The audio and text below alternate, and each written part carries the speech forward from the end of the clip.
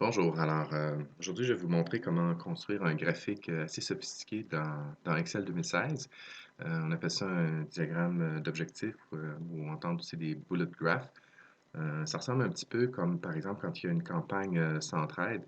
On a un objectif de financement puis on veut savoir si on atteint notre objectif. Souvent c'est mis sous forme d'un thermomètre là. Ok, donc on a notre objectif, on voit où on se trouve par rapport à notre objectif. Pour situer un petit peu l'histoire, supposons qu'on aurait des objectifs en santé sur les chirurgies.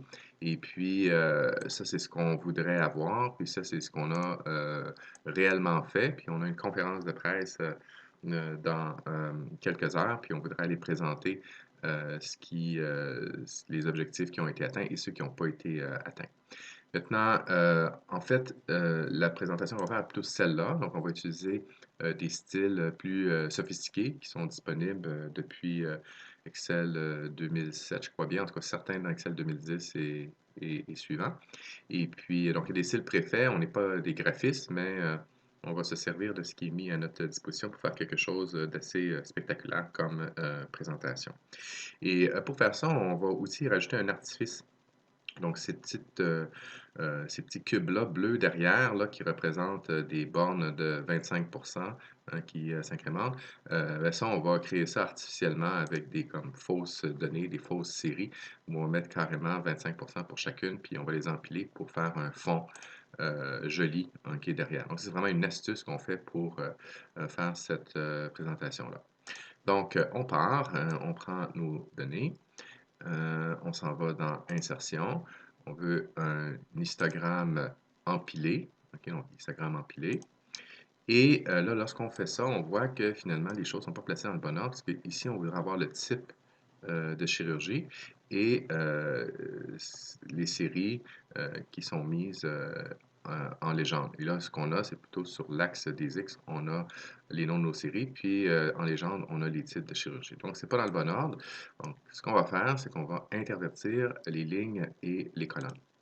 OK, donc là, on a les bonnes choses qui sont mises. Prochaine étape, on voudrait avoir notre légende pas en dessous, sur le côté. C'est possible, OK, de changer ces choses-là directement. Donc, par exemple, on pourrait aller ici dans Légende puis dire que la légende, on veut l'avoir à gauche, mais on a aussi des styles préfets. Donc, si on ne veut pas aller ici pour choisir où placer les différents éléments possibles du graphique, on peut aller choisir une combinaison table d'hôte, là, je dirais, au lieu d'y aller à la carte, on a une combinaison table d'hôte où on choisit OK, ce qui nous convient. Et ça, c'est exactement ce qu'on veut. Donc, on va prendre celui-là, la disposition 1. Une fois qu'on a ça, on est prêt à aller mettre notre titre. On va dire chirurgie. Oups. Chirurgie effectuée dans les délais. Bon, donc là, ça c'est fait. Oups, je ne vais pas mettre de retour. Prochaine étape, OK, on voudrait choisir un style un peu plus sexy que ce style à plat-là. Donc, on va choisir un style 3D. Alors, ça, c'est une des différences. Excel 2016 a peu de styles à comparer de Excel 2010 et 2013. Il y avait beaucoup plus de styles. Puis, il y avait même un style 3D qui était très près de notre objectif là, avec le bleu derrière. Mais bon, on est pris avec celui-là. Il faudra aller le modifier pour le mettre à notre main. Après ça, la prochaine chose qu'on veut faire, c'est qu'on aimerait mettre des choses une par-dessus l'autre. On va faire ce qu'on appelle un graphique combiné avec deux axes pour faire embarquer les séries actuelles et projetées par-dessus les faibles bons acceptables de nos séries artificielles qui sont là pour seulement faire des divisions. Donc, pour faire ça, on fait souris droite et on va dire modifier le type de graphique. Et là, on a quelque chose de nouveau dans Excel 2016, c'est les graphiques combinés. En fait, Excel 2016 amène beaucoup de changements au niveau des graphiques. La façon de les styliser est différente avec ce petit menu latéral. Puis, ben, on a plus de graphiques, comme par exemple les compartimentages, rayons de soleil, ça c'est tout la cascade, des entonnoirs, ça c'est tout des nouveaux types de graphiques qui découlent un peu de tout le travail qui était fait du côté BI. Et on a cette chose-là qui est bien le fun, ok, de pouvoir faire des graphiques combinés, puis de pouvoir les contrôler à un seul endroit, au lieu d'aller dans les... Avant, on mettait dans un axe secondaire, puis il fallait nous-mêmes ok, faire les travaux, mais là, ici, on peut déjà contrôler les choses d'ici. Alors, nos séries artificielles, ça, on va les laisser sous forme de histogramme empilé, hein, nos séries artificielles, faibles, acceptables, bon, excellent, ça c'est beau. Tandis que les deux autres, elles, on va les envoyer sur un axe secondaire. Et on va les différencier. Donc, actuel, on va pas mettre un histogramme empilé, mais on va plutôt prendre des courbes avec un marqueur. Donc, ça, c'est ce que ça nous donne. Après ça, on va aller changer ok, les styles de nos deux séries ici. Donc, celui-là, on a des styles déjà préfaits là, dans les formats, on a des styles de forme.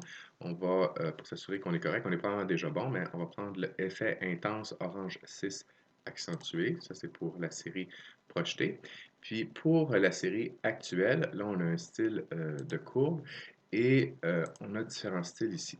Euh, Si on prend celui-là, ok, ce qui se passe, c'est que ça nous met des courbes avec des marqueurs qui sont stylisés de cette façon-là. Donc, on a les courbes et les marqueurs. Tandis que si on prend, on reclique ok, sur cette série-là et qu'on prend ce style-là, il n'y aura plus de lignes entre les marqueurs. On va juste avoir des marqueurs, pas de lignes entre chacun. C'est exactement ce qu'on veut.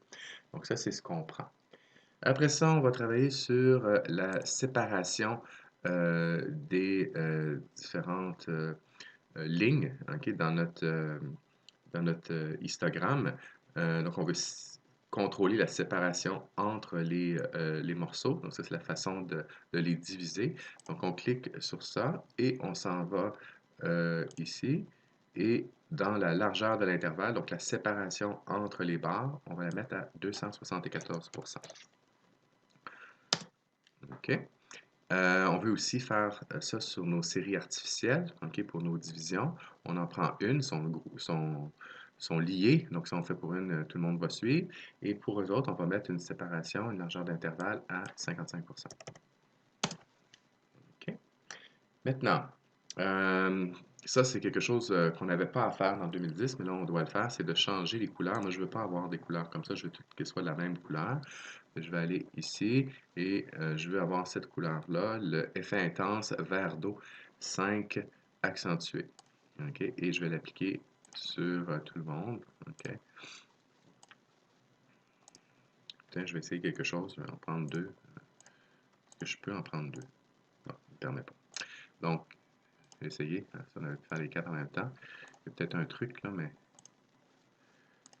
ça ne venait pas ce matin. OK. Donc, ça c'est beau. Terminé pour les couleurs de nos divisions.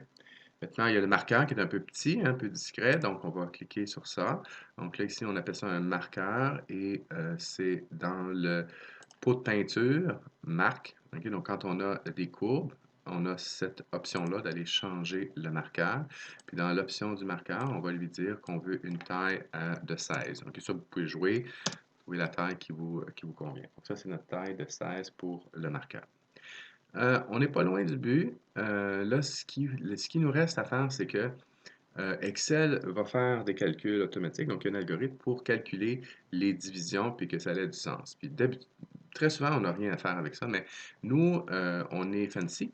Donc, on veut que les divisions, en fait, s'alignent avec les cubes bleus.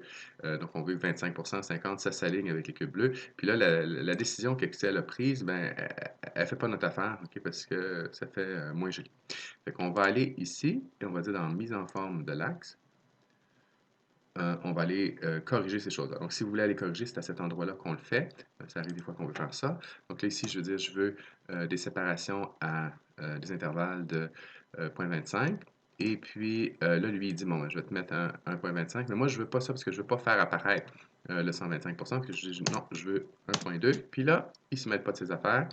Il vient me mettre une suggestion que moi, j'aime pas. Là, je dis, non, c'est pas ça que je veux que ça commence à 0. Et là, OK, toutes nos choses s'alignent. Bon, là, quand on regarde ça, finalement, on se rend compte que l'axe secondaire, on n'en a plus besoin. On s'en est servi pour faire notre montage, mais là, on n'en a plus besoin. Donc, on va l'enlever. Donc, on va supprimer notre axe secondaire. Et on a terminé, OK, notre graphique. On est prêt pour aller à notre conférence de presse.